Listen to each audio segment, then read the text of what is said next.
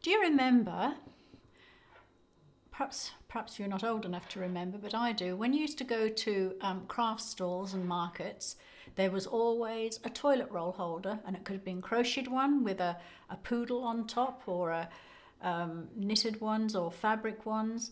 Well, I still think that they're a nice thing for you to have on a stall. I miss that kind of thing. It was very, very crafty. And today I've chosen to do a toilet roll holder that you can hang on a hook in your bathroom. Now you can do it, there's one behind me that's just a neutral blue, and I've done a bright one, and I've done a more neutral one, and I think that they really will brighten up your bathrooms, and it's an ideal addition to your stalls for Christmas. You could even do it in Christmas fabric. So if you'll come along now and watch how we do this, you can make them in next to no time. You can make 3 or 4. If you wanted, you could make it double the width and put instead of just having a single toilet roll in, you could put 2 side by side. They take 2, sometimes you can get 3 in, depending on the size that you buy. So I hope you enjoy this video. It's nice to be back with you all again, and have fun with this one. I think most bathrooms today are very sort of neutral in colour, but I like to brighten things up and bring a bit of colour in. So today I'm going to use a nice bright fabric that I've got. I think it's really quite it's quite startling perhaps for some, but I will need 2 pieces, 2 strips. Now they've got to be across your fabric. When I say across the fabric, I mean the full width of your fabric. People often ask me, what do you mean by across the fabric? The full width. So I've cut those and that piece as well. 2 pieces. I'll need a smaller piece for the little cap top that will hold the ring. So the ring goes on there, and a little ring. Now this is actually a buckle ring because they can be a bit cheaper. So I've got one of those, and that's what I've used just here to hang. So that's all you need for this. You don't need any wadding, you don't need anything else. Just your threads, your 2 strips of fabric, and the smaller piece that's going to make the little pocket at the top to hang. First thing you do is you'll put your 2 long pieces across the fabric, right sides together. Right, I'm going to pin them.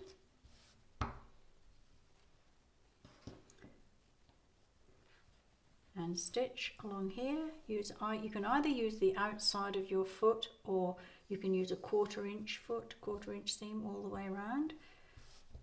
All the way around. Don't worry about these pieces on the end, we're going to cut those off later. So first thing is to stitch down both sides like that, and you're going to turn it inside out. You can do it from the ends and give it a good press. I've turned it to the right side and given it a good press. Now on this one I stitched just 1/8 of an inch all the way around. You don't have to do that. I didn't do it on the first one. It just depends, it's a preference. You might like to do it. It will secure the seam inside, which is always handy. So I've turned it to the right side, so I've now got a full length piece, and I'm going to trim off the fabric details off the end there. I will trim that off, and then I'm going to set that aside while I do the top. The top little pocket, the little holder for the hanger for the ring, all it is a smaller piece of fabric. I think it's about 5 inches. I've done it in length. Right sides together again. Now this time we're going to stitch a 1/4 inch down the long side of the raw edge and across the bottom, not on both ends, just on one end, because we need to turn it inside out, and we need to leave a little pocket that is going to take this inside. So I'll go now and I will stitch down. I might stitch down the side on this. I think that I'd better do that for you to show you how it looks when it's done, and just stitch around the raw edge on 2 sides of the little pocket holder.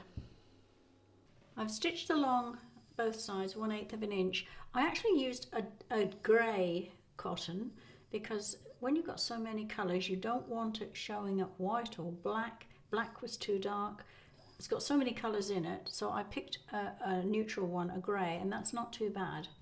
So I've done that. I'll just set that there. Now remember, we folded that in half. I also turned over a little hem before I stitched it because we need one end to have a little pocket.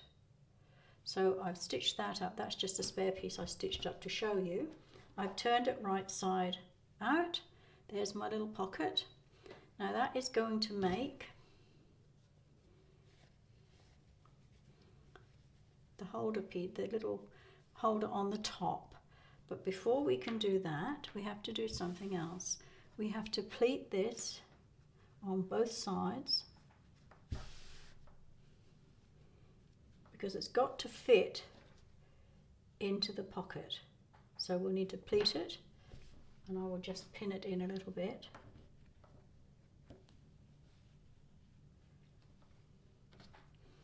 Like so.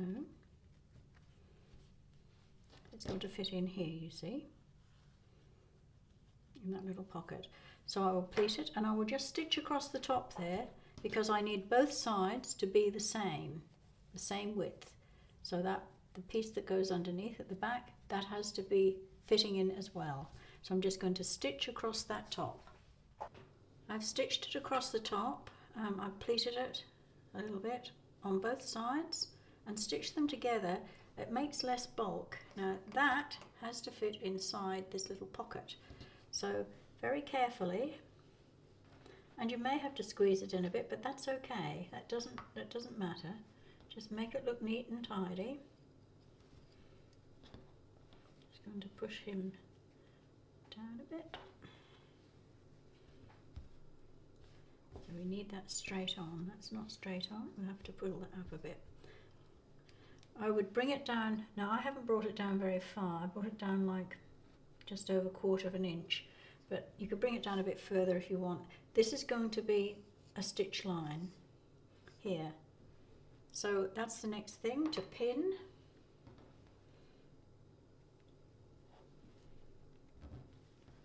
Just a pin on here and stitch this together. Then the ring has to go on, and you will turn it over and stitch on that same line across the back, and that makes it quite neat. So pin it and stitch across there. There it is, it's stitched on there, and if you flip it over to the other side you can see it's on the same line on the back with the little pleats. So that's your toilet roll holder complete. Now you could, if you want, just put another line, if you want to reinforce a bit more, another line of stitching across there. I have done it on here, but it's not necessary really. And then all that remains is for you to fill it up. So I will do that now for you. I've just popped a couple of toilet rolls in there to give you an idea then how it will hang. So this is the top, and that's how they hang. I've just put this one on its side so you can actually see that way.